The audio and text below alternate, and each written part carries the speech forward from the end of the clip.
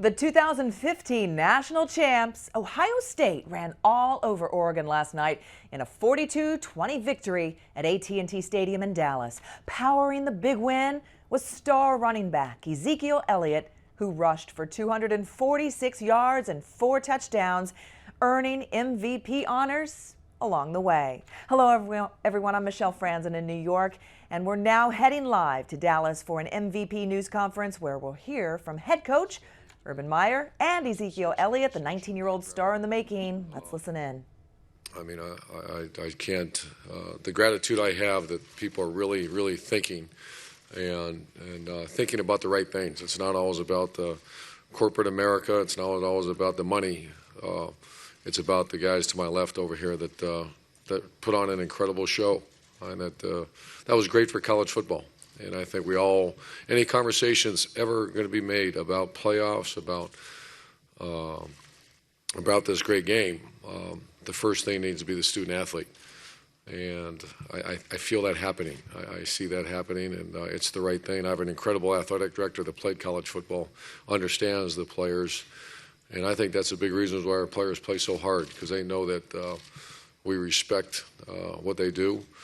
We're very hard on them. We push them very much, but it's all because we love them and care about them, and we want what's best for them. And we work, as hard as we can for life after football, which is a big part as well. So, a great thanks to all the people involved.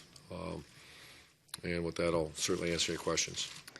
Again, we'll open it up for questions. We've got some mic holders. Please wait to get the mic. Give us your name and affiliation. We'll get as many questions in as we can. We're going to start right down here to our right. Rusty Miller, AP. Urban, I know you mentioned that there were a couple players who came to you, Taylor and Dolphus, who said that they were staying. Have you had any conversations with anybody about an early entry to the NFL draft? And do you anticipate that you might over the next couple of days, in particular Cardale? Oh, I had breakfast with Cardale. We haven't. It's just a great conversation, but nothing about that. I'm sure there's a lot going on, and I mean, it's kind of cool to be sitting here using the word NFL next to Cardale's name.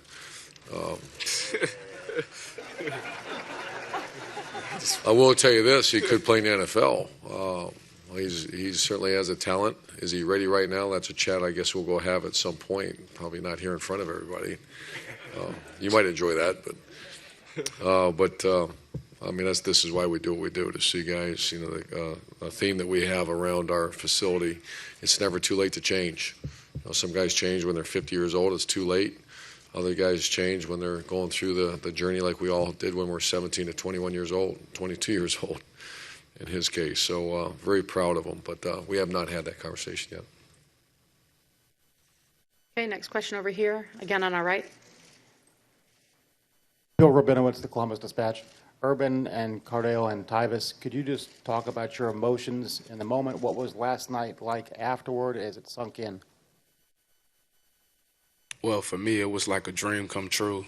I mean, just to see us going out there and sending the seniors out with their last victory, I mean, that's just the greatest feeling in the world. This whole season for me was dedicated to the seniors. I mean, they were great leaders, great captains, and it was just a overwhelming feeling just to know that they got their last victory and they're national champions.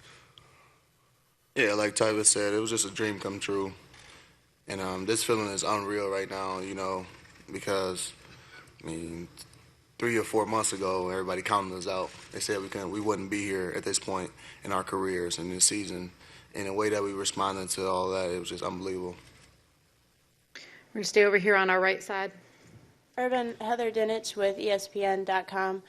Without knowing exactly some of the future plans of your players, what's the best scouting report you can give on what your team will look like next year and what you think it might be capable of? Oh, I think we'll be very good. I think we have to watch for, complacency in the program, and we're going to watch that very closely. We have a little bit of transition of coaching staff there. This is a very complicated machine, college football, when you start thinking about all the different hurdles that are along the journey. And so it's just, I have an incredible staff. My right-hand man is Mickey Marotti, and so we we'll visit today at some point and start putting our calendar together and having conversation with players about futures. And it's a very complicated machine. The good thing about Ohio State right now, I don't feel the outside influence. I don't feel that's the one negative of college football right now, where you just start, either mentors or gurus or people start showing up. And I've talked to Cardale. We actually talked about that. Cardale's brand right now has never been stronger. It might never be this strong again in his life.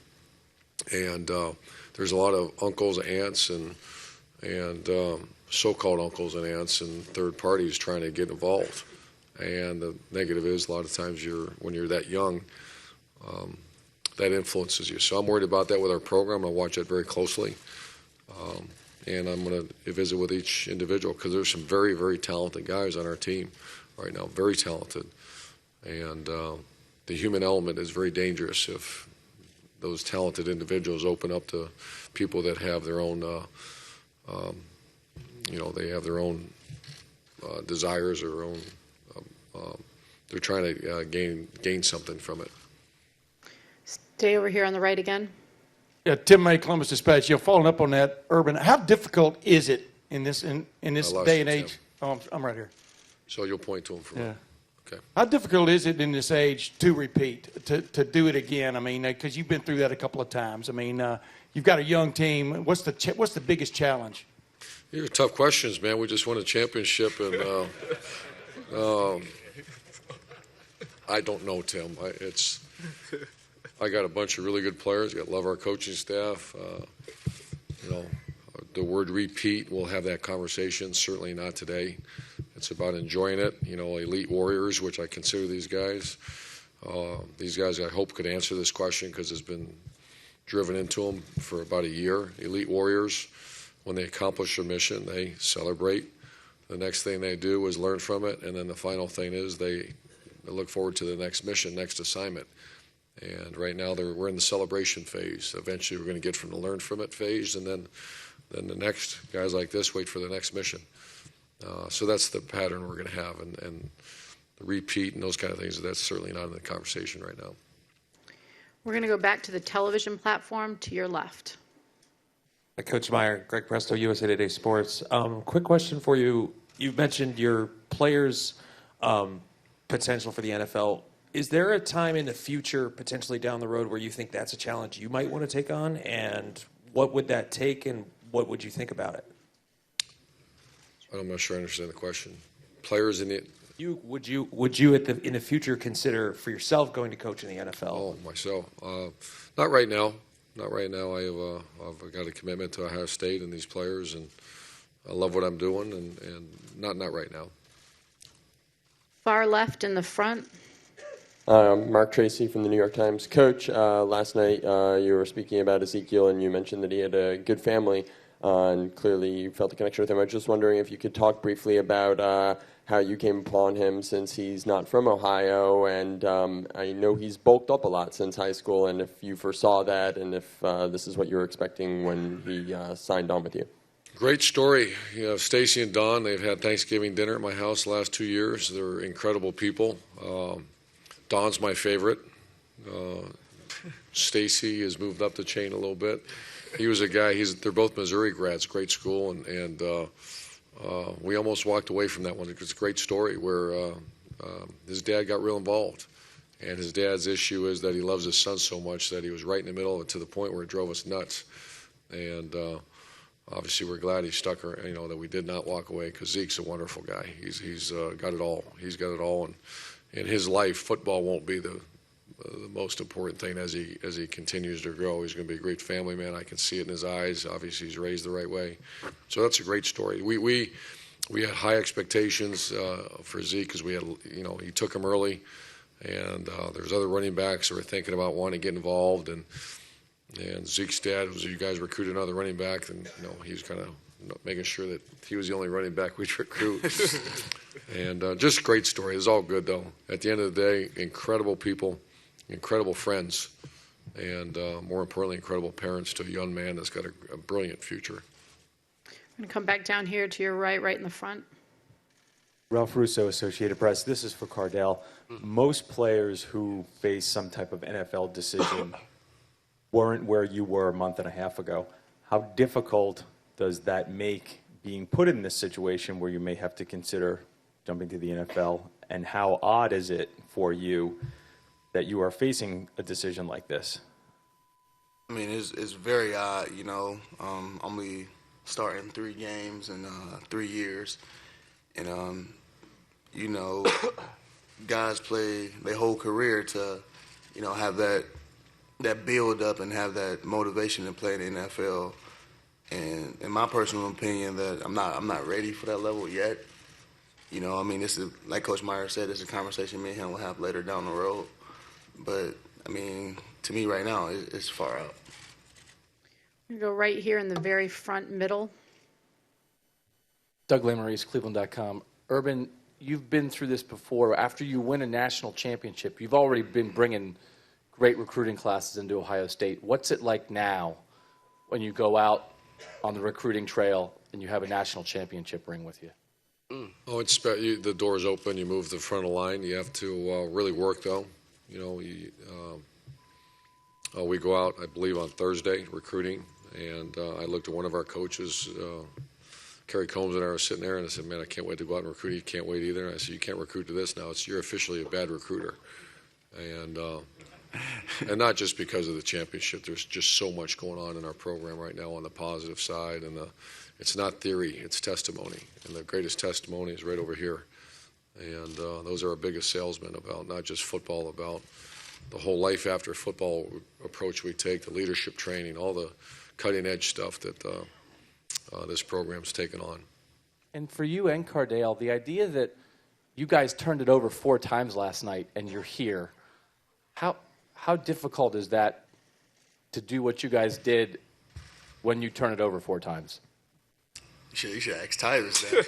You know, the way the defense was playing, you know, when we turned the ball over, it was never, I mean, of course we put them in some messed up situations. Of course we, you know, messed up our own line because they was doing a heck of a job all night. But, you know, the way the defense was playing, we didn't have a choice. We didn't have to hang our hats low on turnovers because we felt in our hearts that our defense, you know, will stop these guys. And forcing them to get field goals was considered a stop for us. Take our next question from the far right over here in the middle.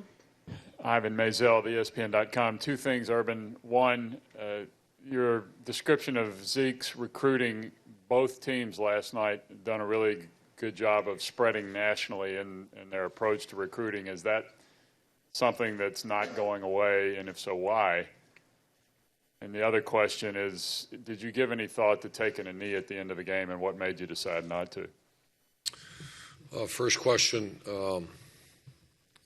we certainly are going to recruit in the footprint of Ohio and do the very best we can. I think when you cherry pick is what we call it. You know, certainly we don't recruit St. Louis A to Z and saturate the area. Same with a lot of other areas. There's certain states that are just by quality and quantity that you go. The Texas, the Georgia, the Florida, the Jersey. Those are off the top of my head that we're going to saturate a little bit. But then we go cherry pick the best players at certain positions, and Ohio State's a national brand. And I think that's always been done there. And I don't think, of course, it's been a national brand and a national recruiting base, but we're always going to attack our local areas first. And I think you see that when you see a breakdown of the class, you'd like to have 50% or more from the state of Ohio or within the footprint. And then you're going to go cherry pick. You know, you're going to go find the best players like an Ezekiel that fits exactly what you want to do. He can catch, he can block, and obviously he can run. The second thing, you know, I didn't even think about taking any. I didn't, you know, I can't even tell you the situation. I know we got that might, you know, I'm trying to even visualize what happened. But we play to win, and we play to be aggressive in what we do. So I didn't hear it over the headsets, and I certainly didn't think about it at that time. Right here in the very front row. Urban, Kenny Rowe to WHBC Radio. In the 4 biggest bowl games for the Big Ten this year, Michigan State beat Baylor, Auburn beat Wisconsin, you beat Alabama and Oregon in back-to-back games. How important was that not only for Ohio State to get back to the top, but for the Big Ten? Well, I think it's huge. I think football's cyclical, first of all. I think the Pac-12's got a great conference right now because we got to see them on the videotape getting ready for this game. I still think top to bottom, we have some work to do in our conference, but it's moving. I see, the running back, Indiana goes and beats Missouri, and they have a great coach and Kevin Wilson, some really good players. I see that program moving. You see Purdue made a great jump this year. But those are all the programs that historically, when the Big Ten was the best, those teams were all the 9-win, 10-win, and even, some more. So I see a lot of aggressive approaches, which is you have to be. I think the days are done when you sit back and I see a lot of aggressive recruiting and some really good stuff going on in our conference. I'm a huge fan. When I was cheering like mad for Wisconsin because I just thought it legitimizes everything that these guys did. You've been told you've been bad for so long. At times the psychology part of it takes over that you start believing you're not very good, and that's not true at all. That's the same thing with the quality of football. High school football players in the North and the Midwest, they're great. Is the quantity a little bit lesser? Then sure, the quantity is, but not the quality. The quality is outstanding, and that was, I think that was a testimony of what happened in that game, last few games.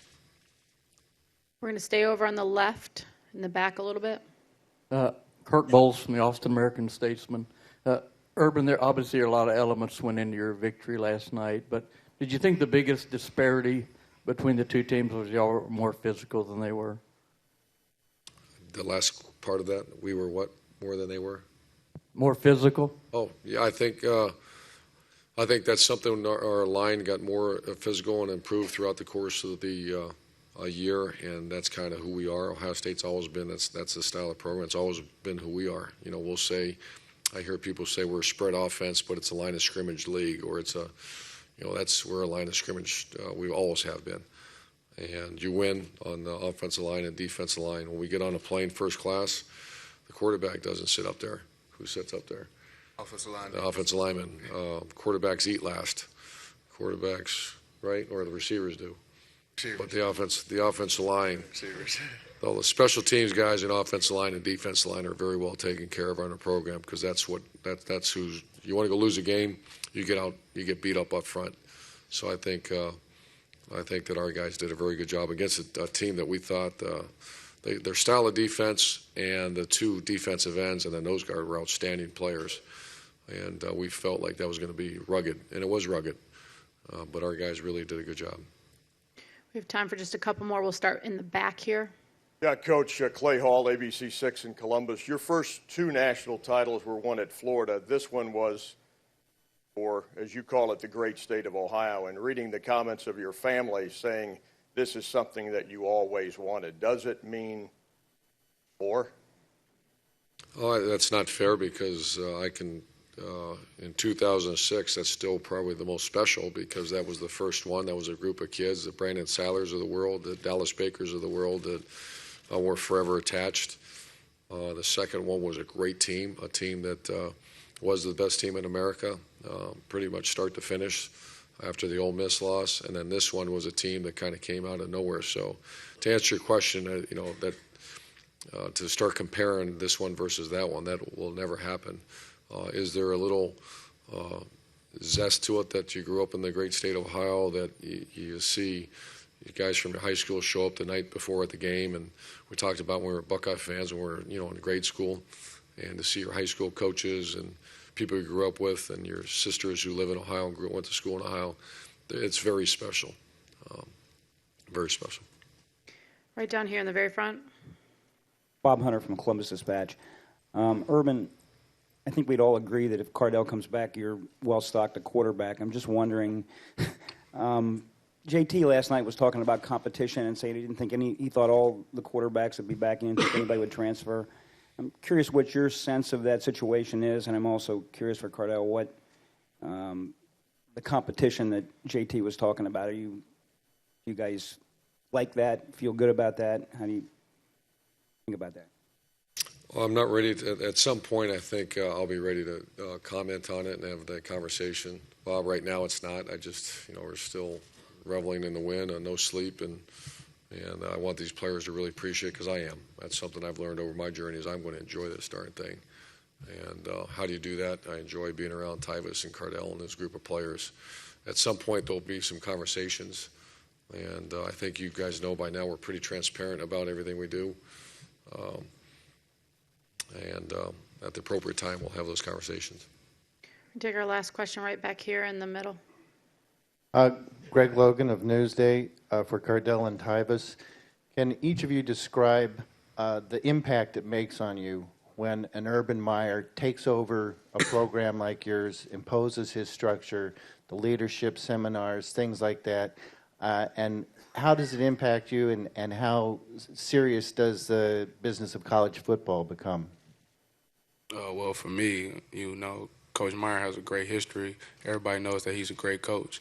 But, coming in and learning the things that he taught about us just being selfless and, playing for each other, I mean, that's just something that I'm going to take for the rest of my life. Because when you play for somebody else, it's like you play even harder. And that's what I think helped this team get to where we at, because everybody stopped playing for selfish reasons, started playing for each other, and the leadership just took over, and this team just became unbelievable.